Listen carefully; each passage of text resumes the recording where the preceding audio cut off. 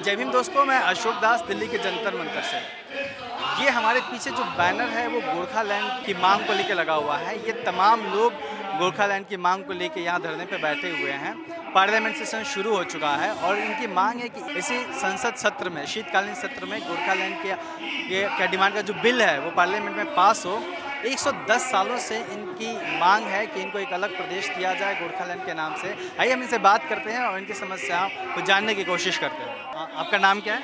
मेरा नाम DK प्रधान है। मैं दार्जिलिंग गोरखालैंड क्षेत्र से हूँ, जिस जगह के लिए हम अलग राज्य के लिए मांग कर रहे हैं। आप लोग गोरखालैंड क्यों चाहते हैं? ये गोरखालैंड हम इसलिए चाहते हैं कि हमारा आइडेंटिटी का बहुत बड़ा इश्यूज है। हमें इस देश में दूसरा नागरिक बन के रह रहे हैं, हमें शंका का दृष्टि से देखा जाता है और ये मांग जो है हमारी बहुत पुरानी है।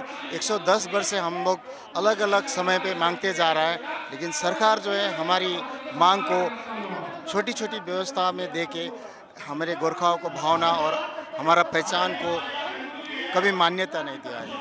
आपको क्यों लगता है कि आप इस देश में दूसरे नागरिक बन के रह रहे हैं? जिस तरह से गोरखा को आज़ादी का बाद से जिस तरह से गोरखाओं को सरकारों की तरफ से देखा जाना चाहिए, एक भारतीय नागरिक की तरफ देखा जाना चाहिए, क्योंकि हमारी पड़ोसी देश जो नेपाल है और हमें वहाँ का बासिंदा की तरह देखते हैं, लेकिन ये गलत है। क्योंकि हम जब भारत स्वाधीन होने से पहले हम भारत में अपने जगह, अपना ज़मीन, अपना संस्कृति, अपना भाषा सब कुछ लेके आए थे, लेकिन फिर भी हमें इस देश में दूसरी नागरिक समझते हैं। आप लोगों की डिमांड इस बार क्या है? पार्लियामेंट सेशन चल रहा है, आप लोग यहाँ पे आए हैं, तो डिमांड क्या लेके आए हैं?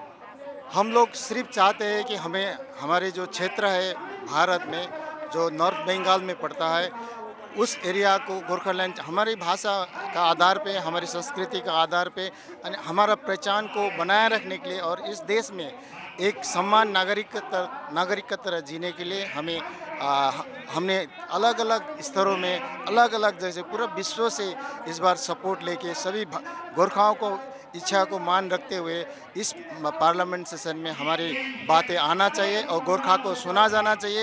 ये जाति ऐसा जाति है विश्व में कि इतना वीर जाति, इतना मान्य होने के बाद में भारत देश में हम दूसरा नागरिक की तरह रहना पड़ता है, क्यों हमें शंका का दृष्टि से देखा जाता है।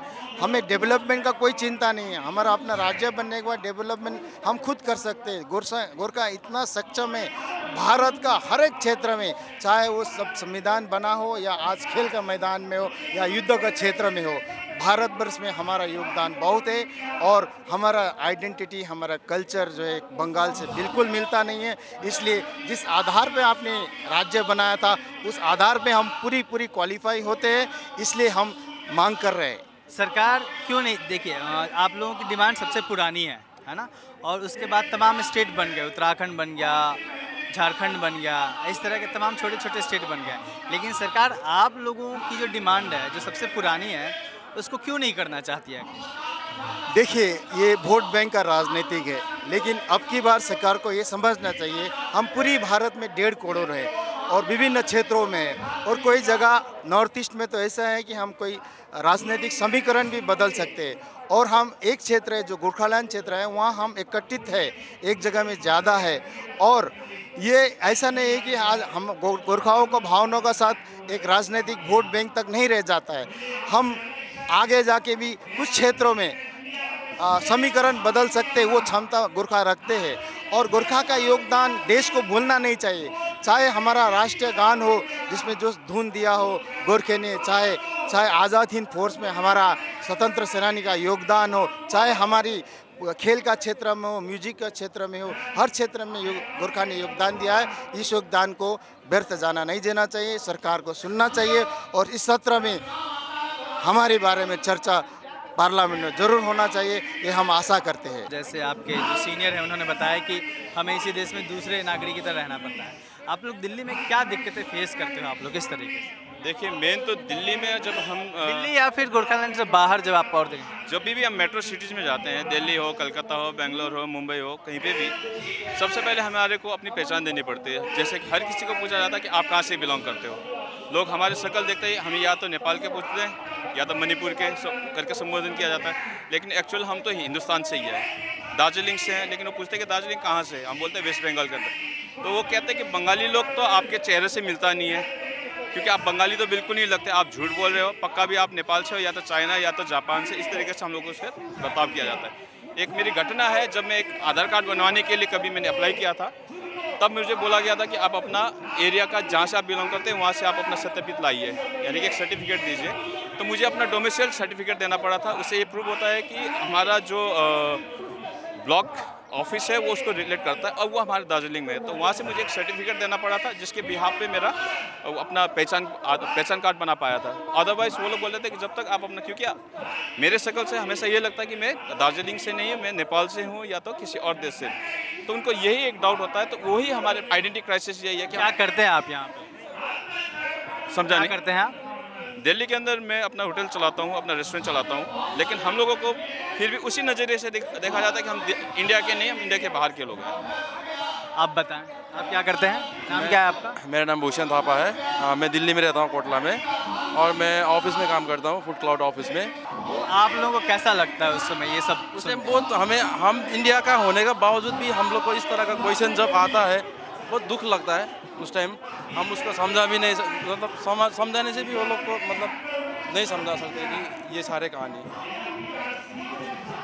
आप भी दिल्ली में रहती हैं जी? आपका नाम क्या है, क्या करती हैं? देविका छेत्री। जी, क्या करती हैं आप? मैं अभी तो हाउस वाइफ हूँ, पहले तो सर्विस करती थी, अभी तो मैं यहाँ पे मेरा सवाल यही था कि आप लोग गोरखालैंड की मांग कर रहे हैं, तो किस तरह की दिक्कतें आती हैं यहाँ पे दिल्ली में, या फिर आप लोग अपने क्षेत्र से जब बाहर जाते हैं तो, और ख़ासतौर पे एक महिला के नाते किस तरह की दिक्कत महसूस है? महिला के नाते ये है कि जैसे हम लोग पासपोर्ट बनाने के लिए, छोटी सी काम है देखा जाए तो, पासपोर्ट बनाने के लिए अप्लाई किया, लेकिन वही है पासपोर्ट बनाने के लिए आए तो आप लोग कहाँ की है?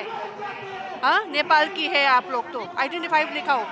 ये दार्जिलिंग कहाँ पड़ता है, कौन से क्षेत्र में पड़ता है? बंगाल में बंगाली हो गया, बंगाली तो नहीं हो, नेपाली हो, नेपाल के है आप, तो ऐसा बन ही नहीं सकता आपका पासपोर्ट। तो आप लोग जब डॉक्यूमेंट देते हैं अपने क्षेत्र का, इसके बावजूद भी दिक्कत आती है? हाँ, अब हम लोगों को दादा परदादा अभी नेपाल में हम लोग गए नहीं कभी भी, सब हिंदुस्तान की आर्मी में हम लोग शहीद हुए हैं, मेरे भाई लोग सब आर्मी के ही है, लेकिन हम लोग ने कभी गए नहीं नेपाल। तो ये कहते हैं कि नेपाल की हो आप लोग कैसे, मतलब बहुत ही दिक्कत आती है हम लोगों को हर बात में, हर क्षेत्र में। तो हमारे बच्चे कहते हैं कि मम्मी ऐसे कहा कि हम लोग एग्जैक्ट बताओ कि हम लोगों को तो और ज़्यादा दिक्कत आ रही है, तो आप बताइए हम लोग जाए कहाँ जाइए? आप भी यहीं रहती हैं? आप सबसे पहले इस सवाल से कब जूझी थी? आपको कब लगा था कि हाँ इसी देश में रहते हुए कुछ अलग सा महसूस हुआ? जब भी हम कहीं भी, जैसे कि दिल्ली आए हैं, उसके बाद हम जो भाषा बोलते हैं नेपाली भाषा, हमें कहा जाता आप नेपाल से हो, तो हम कहते नहीं हम वेस्ट बंगाल से है, दार्जिलिंग से। तो वेस्ट बंगाल क्या नेपाल में पड़ता है? तो हम बोलते हैं कि नहीं नेपाल में नहीं पड़ता, क्योंकि नेपाल का जो मनी होता है, जो पैसे है वो अलग है। हमारा जो दार्जिलिंग में जो पैसे चलता है वो इंडिया में सेम पैसे हैं। तो जब हम यहाँ पे आए, मतलब कहीं भी जाते हैं हमें अपना आइडेंटिटी दिखाने में, मतलब हर जगह पे हमें प्रॉब्लम होता है। मैंने पूछा कि आपको सबसे पहली बार ये फीलिंग कब आई कि हाँ आप इस देश में रहते हुए भी कुछ अलग सा लोग महसूस कर रहे हैं? देखो, हमारा अगर सेपरेट दार्जिलिंग बहुत पहले हो जाता स्टेट, तो हमें यहाँ पे आने की ज़रूरत ही नहीं पड़ती। तो जब से हम स्कूल में पढ़े हैं, उसके बाद हमें स्कूलिंग भी यहीं पे हुई है? नहीं, दार्जिलिंग में हुआ है। उसके बाद अगर हमारा ऑलरेडी वहाँ पे सेपरेट स्टेट होता तो यहाँ पे काम करने आना नहीं पड़ता, हमें सेपरेट स्टेट में बहुत कुछ मिल जाता वहाँ पे। तो वहीं से हमें फील हुआ है कि हम दूसरे देश में जा रहे हैं। अगर हमारे भी ये सेपरेट स्टेट होता हमारे दार्जिलिंग, तो हमें कहीं भी जाने की ज़रूरत नहीं होता। दार्जिलिंग क्षेत्र के लोग जो इस मांग को लेके यहाँ जंतर मंतर पे हैं कि एक गोरखालैंड की मांग को लेके जंतर मंतर पे, और ये गोरखालैंड की मांग बहुत पुरानी है सालों से, और इस मांग के बाद भी कई स्टेट ने खुद अलग राज्यों की मांग उठी, जैसे उत्तराखंड हो गया, झारखंड हो गया, वो सब बन गए, लेकिन इनकी डिमांड अभी तक पूरी नहीं हुई है। और इनकी सबसे बड़ी पीड़ा यह है कि इसी देश में रहते हुए इन्हें अलग नागरिक की तरह देखा जाता है, इनको महसूस कराया जाता है कि आप इस देश के नहीं हो, जबकि इनका इतिहास, जैसे ये लोग बता रहे हैं कि बहुत इतिहास, जैसे हमारे साथ एक महिला हैं जो ये बता रही थी कि इनके परिवार के तमाम लोग सैनिक में रहे हैं और तमाम शहादत दी है इस देश के लिए। बावजूद इसके जाहिर सी बात है कि ये सवाल कि आप कहाँ के हो, कचोटता है। कैमरामैन वीरेंद्र के साथ अशोक दास, जंतर मंतर।